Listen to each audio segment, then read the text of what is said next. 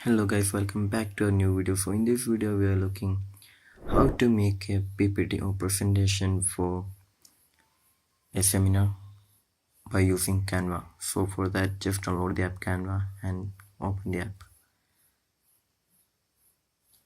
and you can see there's a lots of designs right here. So I just choose one design right here, and yep, we can design the picture right here. We can edit the text, we can edit anything. See, just by tapping on the picture you can resize the picture, or you can add the picture from gallery. Also you can edit the text right here. So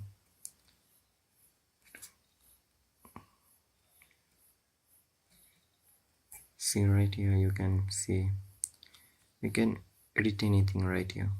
Also you can add any designs or elements right here.